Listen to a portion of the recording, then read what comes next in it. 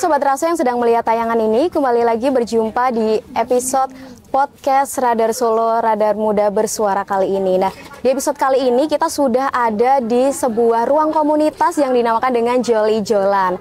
Nah, kali ini kita sudah dengan bersama, halo Kak. Halo. Halo, mungkin bisa dikenalin dulu namanya siapa? Perkenalkan, nama saya Sally Rosriana. Teman-teman bisa panggil Sally. Di sini, betul. Saya di sini sebagai relawan di Joli Jolan. Oke, sebagai relawan. Monggo selanjutnya. Perkenalkan, nama saya Syifa Febrila Tiara Cinta, biasa dipanggil Syifa. Di sini saya sebagai relawan juga. Oke, Kak Sally dan Kak Syifa ya, betul. Betul. Berarti memang di Joli Jolan ini sebagai relawan, betul? Betul, Kak. Oke, nah penasaran nih Kak, Joli Jolan ini tuh awalnya itu terbentuknya gimana gitu? Latar belakang terberdirinya Joli Jolan. Oke, untuk pertanyaan tersebut kayaknya Syifa mau bantu jawab nih. Monggo, silakan siapa yang mau jawab? Joli Jolan itu terbentuk pada tahun 2019, tepatnya saat COVID. Jadi Joli Jolan ini terbentuk karena ingin membantu saat susahnya pas COVID itu. Jadi Joli Jolan itu singkatan dari Joli Jolan dari bahasa Jawa yang berarti tukar menukar. Di sini adalah ruang untuk tukar menukar barang dan bisa mengambil sesuai dengan kebutuhan. Oke, berarti memang Joli Jolan ini sudah berdiri dari COVID ya sampai sekarang ini. Berarti awet sekali ya Kak. Berarti relawan yang tergabung di sini itu memang relawan-relawan yang sudah ikut dari masa pandemi sampai sekarang atau memang berganti gitu Kak relawannya? Kalau relawannya itu berganti dari tahun 2019 sampai sekarang tuh kadang ada yang masuk ada yang keluar. Dari awal tuh dari Pak Krisna sama Bu Septi itu, terus nanti ada yang masuk lagi teman-temannya, terus nanti ada mahasiswa juga bisa masuk gitu. Oke, nah apa sih Kak yang membedakan Joli Jolan ini dengan komunitas yang lain gitu? Misal komunitas-komunitas yang juga menyumbangkan barang-barang, bedanya dengan Joli Jolan itu apa? Mungkin bisa gantian Kak ini menjawab? Oke, untuk Joli Jolan sendiri bedanya dengan komunitas yang lain seperti yang sudah disampaikan oleh Syifa sebelumnya bahwa komunitas Joli Jolan sudah ada dari sejak pandemi COVID ya Kak, hingga saat 2020 mungkin ya sekitar 2021 di tahun ya? Berapa Syifa? Di 2019 Kak ya, sampai saat ini. Dan dari Joli Jolan konsisten melayani warga. Kami buka setiap hari Sabtu dari pukul 10 pagi hingga pukul 1 siang. Dan di sini dari warga bisa ambil atau bisa memanfaatkan, bisa memperpanjang masa manfaat dari benda-benda atau barang-barang yang ada di galeri Joli Jolan, mulai dari pakaian, sepatu, alat tulis, ada bank pangan juga, ada peralatan bayi, ada baju anak-anak, buku dan lain sebagainya. Jadi harapannya dari apabila warga bisa mengambil barang-barang yang ada di sini atau memanfaatkan barang-barang yang ada di sini, sehingga nanti warga bisa menggunakan uangnya untuk membelanjakan kebutuhan-kebutuhan yang lain seperti itu. Jadi harapannya manfaatnya lebih panjang begitu Kak. Oke, berarti memang memanfaatkan kembali barang-barang kepada yang lebih membutuhkan ya Kak. Betul, memperpanjang masa manfaatnya, betul. Oke, nah untuk sistemnya nih Kak gimana? Kan pasti kan banyak donatur-donatur yang memberikan barangnya gitu. Nah untuk sistem pertukarannya tuh gimana untuk barang-barang yang ada di sini? Oke, mungkin aku bantu jawab ya Kak. Nanti Syifa boleh nambahin gitu. Nah di sini untuk sistemnya seperti Kakak lihat di Joli Jolan sendiri sebenarnya ada 2 spot ya Kak. Yang di sebelah sini atau di depan kita ini spot untuk penerimaan barang. Jadi buat teman-teman atau buat siapa saja yang ingin berdonasi barang, silakan bisa langsung datang ke Joli Jolan. Kalau untuk datang langsung di galeri, bisa datang langsung di hari Kamis. Biasanya kami ada sortir pada pukul 9 sampai dengan pukul 12 siang. Kalau untuk jam galeri buka setiap hari Sabtu pada pukul 10 sampai dengan jam 1 siang. Di luar di jam tersebut, teman-teman juga tetap bisa mendonasikan barangnya di Dropbox kami. Untuk alamat Dropboxnya, kami ada beberapa Dropbox 4 sampai dengan 5, nanti bisa dicek di websitenya Joli Jolan. Untuk barang-barangnya ada bermacam-macam yang bisa didonasikan, mulai dari pakaian laki-laki, perempuan, anak, balita, bayi newborn, alat-alat rumah tangga, boneka, buku, dan lain sebagainya. Untuk barang-barang yang akan didonasikan dilakukan, harapannya lah barangnya masih baik, layak pakai, dan manfaatnya bisa diteruskan ke penerima manfaat yang lainnya. Untuk teman-teman yang ingin memanfaatkan atau mengambil manfaat dari barang-barang yang sudah tersedia di Galeri Jola-Jolan, cukup datang. Apabila di pertemuan pertama, teman-teman silahkan bisa datang. Untuk saat ini bisa mengambil nomor antrian ya Kak di depan. Nanti masuknya bergantian agar tidak berdesak-desakan.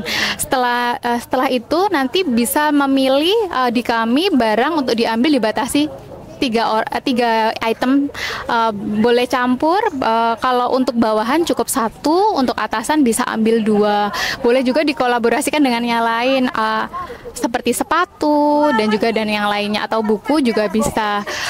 Untuk penerima manfaat itu tidak ada batasan atau syarat khusus, cukup datang saja membawa kartu identitas. Nanti untuk didata di bagian tim admin untuk pendataan seperti itu. Oke, terima kasih Kak Septi. Sangat panjang sekali penjelasan, sangat lengkap gitu. Nah, mungkin tadi kan yang tergabung dari bebas ya Kak, mungkin dari KLL keluar juga atau gimana? Untuk bisa ikut bergabung untuk mengambil atau mendonasikan barang. Baik, untuk donatur bebas, siapa saja boleh mendonasikan barang-barangnya untuk dilanjutkan manfaatnya. Begitu juga untuk penerima atau pengambil manfaatnya, untuk yang mengambil barang itu juga bebas. Jadi tidak ada batasan atau syarat-syarat tertentu, tidak ada. Namun untuk anak-anak, dikarenakan di sini syaratnya membawa kartu identitas, untuk dewasa cukup membawa kartu identitas seperti KTP atau SIM. Untuk yang anak-anak disarankan di atas usia 10 tahun yang sudah memiliki kartu KIA. Oh iya, kartu anak ya. Betul, seperti itu. Nah, kalau dari kakak sendiri nih, mungkin bisa diceritain dong pengalaman paling berkesan selama bergabung di komunitas Joli-Jolan. Kalau kakak sendiri bergabung dari tahun kapan itu? Oke, kalau saya sendiri bergabungnya di tahun 2024. Seingat saya pertama kali reach out di Instagram Joli-Jolan itu sekitar bulan Juli. Jadi sekitar, belum ada 1 tahun, sekitar 10 bulan. Gitu, sampai sekarang. Kakaknya? Bergabung dari kapan? Kalau saya bergabung dari tahun 2023. Saat itu juga, kalau dulu tuh bentuknya ada Google Form. Situ nanti relawan yang mau bergabung bisa isi sesuai dengan divisi, lalu setelah itu dipanggil ke sini. Pas dulu kayak gitu. Tapi sekarang untuk relawan yang mau bergabung bisa langsung saja gabung yang tertarik dengan kegiatan ini gitu. Nah Kak, mungkin dari kakak sendiri boleh dong diceritain pengalaman paling berkesannya selama bergabung di komunitas ini?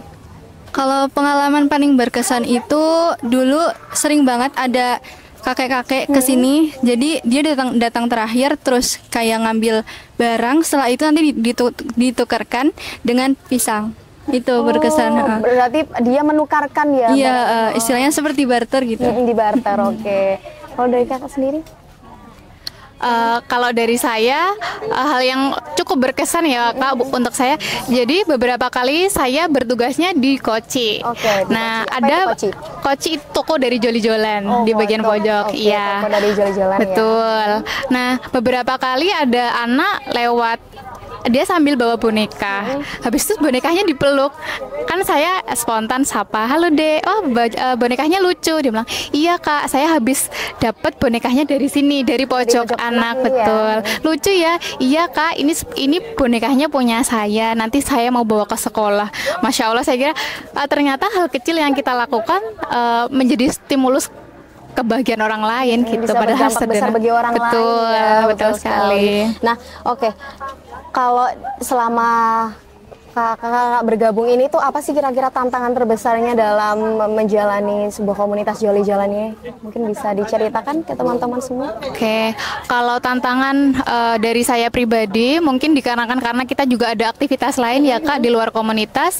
Jadi tantangannya di pembagian waktu. Jadi dari saya pribadi atau mungkin dari teman-teman yang lain relawan harus pandai-pandai membagi waktu dengan baik dan juga bijak seperti itu agar satu kegiatan dan kegiatan lain tidak saling terganggu. Kalau sebagai relawan sendiri tantangannya biasanya dari barang yang kita terima Kak. Apabila barang yang kita terima itu di luar kapasitas pengelolaan Joli-Jolan, itu tantangan tersendiri ya. Maksudnya oleh sebab itu dari kami saat ini melakukan kerjasama dengan berbagai komunitas yang lain juga untuk meredistribusi kembali barang-barang agar dapat dilanjutkan kebermanfaatannya. Contohnya biasanya kalau barangnya cukup banyak, kita juga sebelumnya kami juga distribusikan ke seperti Rusunawa Putri Cempo, kepada Kampung Beca, ke KDPMI juga dan lain sebagainya seperti itu. Oke, kalau dari kakaknya, aku tuh dari tadi kebalik-kebalik nih, kan namanya sama-sama depannya S kan? Ini Kak siapa tadi? Sally. Kak Sally, satunya? Syifa. Oh, Kak Syifa, oke. Dan kalau dari Kak Syifa nih, gimana? Mungkin tantangan terbesarnya selama berada di komunitas Joli Jalan ini? Kalau tantangannya pas awal-awal dulu itu ini dari Joliers atau pengunjung ya. Dari pengunjung kadang tuh Nyebutnya Joliers ya? iya, Oke. Joliers. Dari pengunjung tuh kadang ada yang ngeyel gitu, Mbak. Kadang ada yang ngambilnya sembunyi-sembunyi gitu. Terus kadang ada yang ngeyel ambil lebih dari 3 gitu. Itu sih. Tapi sekarang alhamdulillahnya udah ada sistem baru, yaitu bisa dengan nomor antrian itu jadi lebih tertib lagi. Oke, berarti menangani hal itu dengan pada akhirnya menertibkan dan dengan memberikan nomor antrian itu tadi ya. Oke, berarti memang semakin memperbaiki diri ya setiap harinya ya. Benar. Nah, kalau selama Joli Jalan berjalan ini kira-kira apa sih Kak dampak yang terlihat gitu atau dampak yang dari Kakak sendiri rasakan setelah berdirinya komunitas ini? Mungkin dari Kak Sally? Kalau saya pribadi, maksudnya dari personal gitu ya Kak? Boleh, silakan. Kalau misalkan dari saya pribadi, dampaknya jadi lebih empati ya Kak. Maksudnya jadi lebih banyak bersyukur, lebih bagaimana ya, dan juga saya pribadi lebih aware gitu terhadap pengelolaan barang. Jadi setelah join di komunitas Joli Jolan, jadi kita lebih aware nih terhadap barang-barang yang kita punya. Jadi kalau sekiranya sudah melihat barang yang wah sebenarnya ini udah aku jarang pakai nih, ya udah kita donasikan aja gitu. Jadi manfaat barangnya bisa lebih panjang gitu. Jadi nanti barangkali ada Joliers lain yang membutuhkan barang dari kita yang sudah kita tidak pakai, bisa dilanjutkan manfaatnya gitu. Oke, kalau dari Kak Syifa sendiri mungkin dampaknya yang dirasakan atau dampak yang terlihat ketika sebuah komunitas Joli Jalan ini berdiri? Kalau dari saya pribadi, dampaknya itu ini ya, yaitu saya itu jadi lebih aware sama lingkungan ya. Kayak lebih terbentuk kesadarannya. Soalnya di sini kan emang menekankan untuk tidak konsumerisme. Jadi saya di sini juga belajar biar nggak belanja barang sesuai keinginan, tapi sesuai kebutuhan gitu. Terus juga untuk warga sendiri mungkin dampaknya bisa membantu warga-warga atau teman-teman yang emang membutuhkan barang di sini gitu. Oke, berarti memang setelah tergabung dari sini dampaknya terasa sekali ya. Jadi tidak tadi istilahnya konsumerisme itu tadi ya. Kita memerangi konsumerisme Kak. Oke, baik sekali. Nah, mungkin dari Joli Jalan ini sudah kira-kira bekerja sama dengan pihak mana aja tuh Kak? Selama ini berjalan, mungkin dari donasi atau dari pihak-pihak lain yang mengajak kerjasama bertukar barang gitu mungkin? Untuk kerjasama yang saya tahu ya Kak ya, mungkin nanti Cipa boleh nambahin juga. Untuk kerjasama biasanya kita kolaborasi Kak, seperti sebelumnya misalkan Bank Pangan. Nanti untuk teman-teman ataupun dari pihak-pihak yang ingin memasukkan atau ingin mendonasikan barang-barang misalkan untuk di Bank Pangan, biasanya mereka cukup kontak di Joli Jalan. Kalau sebelumnya seperti ada Superindo, mendonasikan telur seperti itu. Kalau untuk redistribusi barang seperti yang sudah disampaikan sebelumnya, seperti Kampung Beca, selanjutnya di Rusunawa Putri Cempo, itu untuk membantu redistribusi atau melanjutkan kebermanfaat dari barang-barangnya seperti itu. Mungkin dari Kasel. Kalau ini pihak-pihak yang bekerja sama dengan Joli Jalan. Ya, pihak-pihak yang bekerja sama dengan Joli Jalan tuh lebih ke ini ya, kolaborator, berkolaborasi sama komunitas lain, kayak misal sama komunitas Ajik Sosial itu. Kita kadang barang-barang yang emang masih bisa dipakai untuk recycle, itu nanti bisa didonasikan ke situ. Jadi barangnya itu bisa dipakai kembali gitu misal. Terus sama sama kadang juga kita ikut event kayak dulu itu pernah ikut event tilik sosial. Sorry, apa? Tilik sosial. Oke, tilik sosial ya. Ya, nah, gitu. Terus juga event-event lain juga kadang dulu kita juga ikut untuk mengurangi barang. Kita juga menggelar di CFD ya. Car Free Day ya? Iya, Car Free Day, gitu. Oke, nah apa sih Kak? Kan aku kan ngelihat ini kan pada akhirnya Jolly Jolan itu rame di media sosial ya, betul ya? Betul. Aku juga ngelihat Jolly Jolan ini aktif sekali di media sosial dengan bikin konten-konten seperti itu. Nah, Ya, betul. kira-kira pasti kan di media sosial tuh kan orang sekarang sudah banyak menggunakan media sosial ya, dan pasti dampaknya terasa gitu. Nah, kira-kira media sosial ini berpengaruh besar nggak sih Kak untuk keberlangsungan Jolly Jolan ini? Oke, menurut saya untuk media sosial ini berpengaruh sangat besar ya Kak, untuk Jolly Jolan dikenal masyarakat. Dari media sosial sendiri tidak usah jauh-jauh ya, maksudnya dari saya sendiri, saya sebagai SR relawan taunya juga dari media sosial Kak, dari Instagram. Jadi sejauh ini media sosial berpengaruh sangat besar ya. Untuk Jolly Jolan sendiri, media sosial yang kita gunakan, kita juga ada Instagram, kita ada TikTok, dan juga kita ada website begitu. Dari media sosial cukup berpengaruh besar begitu untuk membuat Jolly Jolan dikenal oleh masyarakat. Oke, berarti memang dari relawan sendiri ada khusus tim menghandle sosial media, betul ya? Betul, ada adminnya sendiri Kak. Oke, ada adminnya sendiri. Nah, kira-kira ada nggak sih Kak apa ya dampak eksternal mungkin yang Kakak rasain ketika melihat orang-orang yang ada di sini gitu, orang-orangnya jadi mungkin bisa mengurangi jumlah barang juga mungkin, atau dari Kak Syifa mau menjawab? Dampak eksternal dari orang-orangnya. Dampak eksternalnya untuk pengunjung berarti ya, Mbak? Iya, betul. Kalau untuk pengunjung mungkin dampaknya yaitu yang pertama yang emang mungkin orang-orang yang kekurangan sandang gitu bisa terpenuhi dari sini gitu. Juga mungkin bisa juga mengedukasi mereka untuk yaitu tidak melakukan gaya hidup konsumerisme itu. Mungkin itu.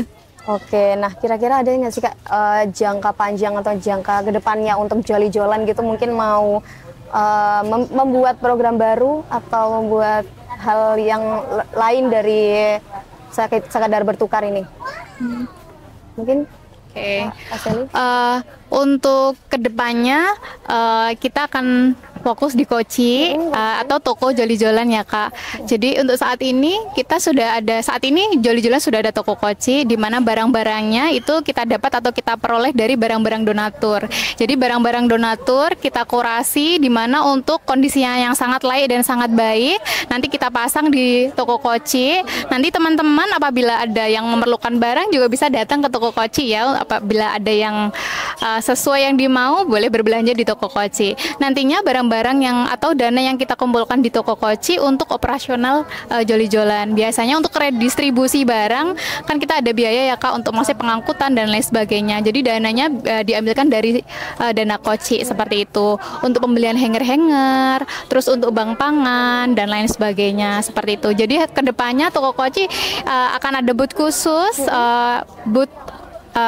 seperti toko seperti itu yang intinya lebih baik dari yang sekarang. Oke, begitu. Berarti memang mau dirubah lagi ya si Koci ini tadi. Betul, ya? toko Koci untuk yang lebih baik lah ke depannya begitu. Nah, aku kan ngelihat nih Kak, suasana ini kan ramai. Kira-kira dalam setiap harinya itu, misal setiap perkegiatan ini tuh bisa mendatangkan beberapa banyak orang tuh Kak, kira-kira dalam setiap minggunya gitu. Oke, nanti Siva boleh nambahin ya. Iya. Jadi biasanya kita setelah acara selesai itu kan kita ada evaluasi ya Kak. Di evaluasi itu disampaikan bahwa pengunjung itu rata-rata setiap minggunya atau setiap hari Sabtu seperti itu. Setiap hari Sabtu.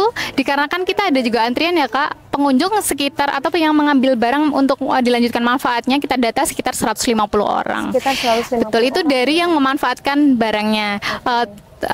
Terpisah dengan donatur juga tersendiri. Jadi dari yang mengambil manfaatnya saja sekitar 150 orang begitu. Saya mau menambahkan? Yang mengambil Iya, yang mengambil barang-barang di sini mungkin kebanyakan anak kecil atau kebanyakan orang tua atau jumlahnya sama. Iya, untuk yang mengambil barang di sini dari berbagai kalangan ya. Misalnya dari ada yang masih kecil, ada orang tua, ada dari remaja, terus juga dari mahasiswa. Itu bisa ambil sesuai kebutuhannya masing-masing gitu. Terus apa Ibu? Udah? Oke. Nah, terakhir nih Kak, apa sih yang mau disampaikan kepada Sobat Raso yang ada di rumah, yang pendengar podcast ini, supaya mereka terinspirasi untuk mengikuti jejak dari Joli Jolan ini? Mungkin dari kakaknya sepatah dua patah kata. Oke. Untuk teman-teman yang tertarik dengan kegiatan sosial atau terketuk setelah melihat acara atau kegiatan ini dan ingin mengaplikasikan atau membuat acara serupa di daerah teman-teman berada, kami sangat terbuka apabila ingin bertukar pikiran atau ingin cari tahu lebih lanjut bagaimana Joli Jolan beroperasi dan lain sebagainya, teman-teman juga bisa datang langsung ke sini di Galeri Joli Jolan di Jalan Siwala nomor 1 Kerten Surakarta, atau juga bisa hit our social media kita di Instagram di Joli Jolan, atau juga bisa di TikToknya, atau juga bisa kunjungi di website Joli Jolan. Nantinya apabila ada hal yang ingin ditanyakan, silakan tidak perlu ragu, tidak perlu sungkan untuk kontak adminnya gitu. Oke, mungkin dari Siva sendiri mau menambahkan harapannya untuk anak-anak muda di luar sana yang sedang melihat tayangan ini supaya bisa ikut juga melestarikan kegiatan ini gitu. Ya itu sama ya kayak Mbak Sally, harapannya juga anak-anak muda itu di daerah sana, di daerah lain itu bisa mengadopsi gerakan ini. Jadi kami juga mensupport awal dari gerakan dengan membantu mensupport barang di sini yang masih ada di sini untuk buka awal. Jadi gak usah ragu-ragu, kami juga support dari sini. Support dari idenya, support dari barangnya juga gitu. Oke, berarti memang sungguh ruang komunitas Joli Jolan ini memang sangat berdampak bagi masyarakat sekitar ya Kak tentunya. Oke, terima kasih Kak Sally dan Kak Siva atas waktunya. Sudah dipersilakan main ke sini juga. Saya tadi lihat-lihat banyak sekali warga-warga yang antusias ya untuk menukarkan barangnya. Oke, terima kasih Sobat Raso yang sudah melihat tayangan episode kali ini. Sampai berjumpa. Saya Kenara Binaya, sampai berjumpa di podcast Radar Solo, Radar Muda Bersuara berikutnya. Dadah Kak, dadah. Oke.